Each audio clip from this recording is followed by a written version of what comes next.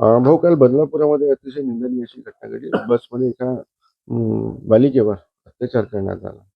नाही, बदलापूरमधील छोट्या बालिकेवर अत्याचार होण्याची ही दुसरी घटना आहे. यापूर्वी अगदी छोट्या आणि कोवळ्या बालिकेवर अत्याचार झाल्याची घटना होती. त्यातील आरोपींना संरक्षण देण्याचं कामच सरकारने केलं असं माझा थेट आरोप आहे. आणि नंतर त्याला कोऑप मेंबर्स म्हणजे मला कळत नाही की त्याची शिफारस जो सह आरोपी होता यापूर्वीच्या घटनेमध्ये त्याला स्वीकृत सदस्य म्हणून झालं, तो झाला. पण नंतर तर काय झालं सगळ्यांना माहिती आहे. बोंबाबोंब झाली, आरडाओरड झाली, सत्ताधाऱ्यावर आसूड ओढल्या गेल्या. पण ही घटना हेच द्योतक सांगते की तुमचा धाक राहिला नाही, कायद्याचा धाक राहिला नाही, पोलिसांचा धाक राहिला नाही, गृह विभागाचा धाक राहिला नाही. म्हणून आरोपीची हिंमत वाढत चालली आणि कोळ्या बालिका महिलावर महाराष्ट्र आता म्हणजे मला असं वाटतं की महाराष्ट्र म्हणजे आता महिलांच्या अत्याचारांचा आता कळसच झालेला आहे, एक हब झाल्यासारखं झालेलं आहे. कोण सुरक्षित आहेत महाराष्ट्रात? कोळ्या बालिका सुरक्षित आहेत, महिला सुरक्षित नाही. गेल्या 11 महिन्यामध्ये एका रायगड जिल्ह्यामध्ये जवळपास 7,000 महिला लापता आहेत. म्हणजे कुठे आहे महाराष्ट्र, कुठे नेऊन ठेवला महाराष्ट्र अशी म्हणायची पाळी आली. हे फार विदारक चित्र महाराष्ट्रात होते आहे. सत्ताधारी सत्तेमध्ये आणि कमिशनखोरीमध्ये मशगूल आहेत. त्यांना राज्याचं काही देणं घेणं नाही. हमारा कोण बाल बाका कर सकता है अशा गरमीमध्ये सत्ताधारी वागत आहेत.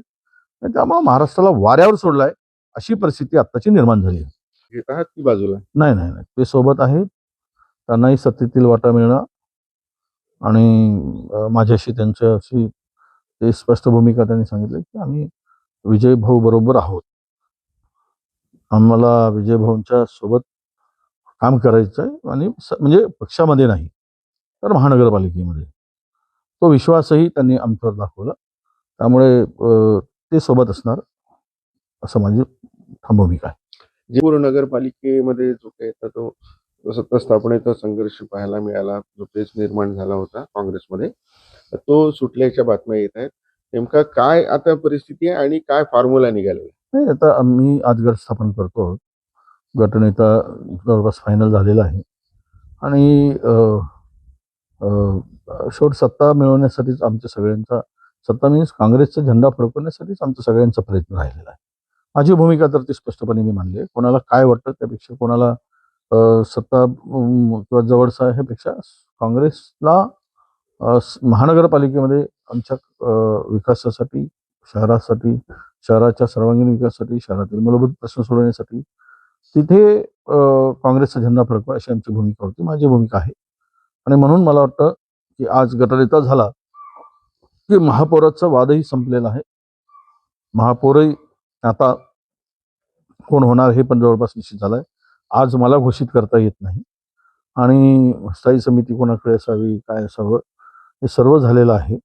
तुम्हाला मला वाटतं की 4-5 वाजतापर्यंत या संदर्भातली फार तर 5 संध्याकाळपर्यंत आम्ही गोड बातमी देऊ आणि कोण या शहराचा मेयर होईल त्याचं नावही कदाचित आम्हाला घोषित करायला लागेल. जन्मशताब्दी दिन आहे, तुम्ही आणि शिवसेनेमध्ये होतात.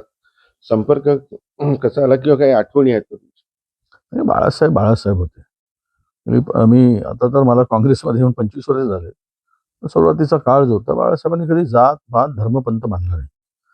ठीक आहे, त्यांचं हिंदुत्व होतं पण ते एकदम देशासाठी होतं, असं बेगडी नव्हतं. हे काही सत्ता मिळवण्यासाठी त्यांचं हिंदुत्व होतं असं आम्हाला वाटत नाही.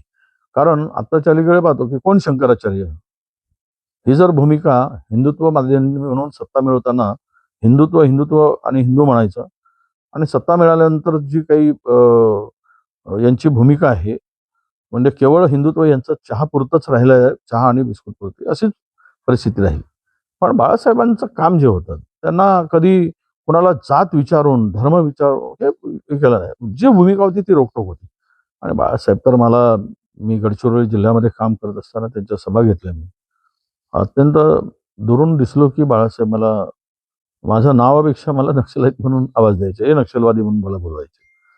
आणि एकदम माझे मीनाताई मी स्वतः मला स्वतःच्या हाताने मला नाश्ता दिला, मीनाताई होते त्यावेळेस. बाळासाहेबांच्या मुळेच आज विजय वडेट्टीवार जर राजकारणामध्ये उदयास आला असेल, ते त्यामुळेच आलेलं हे कोणीच नाकारू शकत, आम्ही पण नाकारू शकत नाही.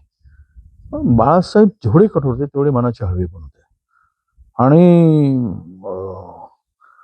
मला वाटतं की देशामध्ये जर भारतीय जनता पक्षाला बरेच दिवस आले असतील किंवा आज सत्तेमध्ये येतपर्यंत आहेत, या ज्या सर्वोच्च सत्ताच त्यांनी स्थापन केले गेले 10, 12, 15 वर्षापासून, यातील मेजर वाटा बाळासाहेबांचा असं मी मानतो. नाहीतर हे भारतीय जनता पक्षाला कोणी विचारलं नसतं. त्यांचं प्रखर त्यांची भूमिका आणि त्यानंतर अडवाणीजींची रथयात्रा, त्यातून त्यांनी बाळासाहेबांचे विचारच चोरले आणि मग आपला हिंदुत्व पुढे गेला. पण त्या हिंदुत्वामध्ये आणि ह्या हिंदुत्वामध्ये फार मोठा फरक आहे. त्यांचं हिंदुत्व राष्ट्रीयत्व होतं, यांचं हिंदुत्व सत्तेसाठी आहे. हा दोघातला फरक आहे. बाळासाहेबांच्या आठवणी झाल्या की निश्चित मनाला कुठेतरी एक वेदना होतात की आज अशा नेतृत्वाची खरंच देशाला गरज होती असं वाटतं. आज त्यांची जयंती आहे, त्यांना मी अभिवादन करतो. आणि मला असं वाटतं की जोपर्यंत कोण उदयास येईल, कोण जाईल, राजकारणात सत्तापालट होईल, सत्तांतर होईल, पण बाळासाहेबांचं नाव मात्र राजकारणात हे कोरल्या गेलंय, ते कोणी पुसू शकणार नाही. या निवडणुकीमध्ये कुठल्या मित्रपक्षांना सोबत घेणार आहात, कुणासोबत आघाडी करणार आहात? नाही, आता विदर्भ आणि मराठवाड्यातील काही भागातील फक्त 12च जिल्हा परिषदेच्या निवडणुका लागलेल्या आहेत. त्यामध्ये वंचित बरोबर काही ठिकाणी आघाडी आणि काही ठिकाणी बोलणी झालेली आहे. छोट्या छोट्या पक्ष आहेत. आम्ही रायगडमध्ये शेकाप बरोबर पुढे जातो. काही स्थानिक छोटे पक्ष आहेत. कम्युनिस्टांचं पण चर्चा सुरू आहे. त्यांच्याबरोबर काही जागा शेअर केल्या पाहिजेत अशी आमची भूमिका आहे. तर अशी मोड बांधलीच पाहिजे या सर्व पक्षाची. आणि आता मला शरद पवार साहेबांच्या संदर्भातली सांगता येणार नाही माहिती, कारण त्यांची भूमिका नेमकी काय असणार. पण उद्धवजींच्या बरोबर जो उभाटा पक्ष आहे त्याबरोबर युती करायला आम्हाला कुठेच अडचण नाही आणि ती युती अनेक ठिकाणी होईल अशी आमची तयारी आहे. लोकशाही मराठी ऐका, पहा, जागरूक रहा.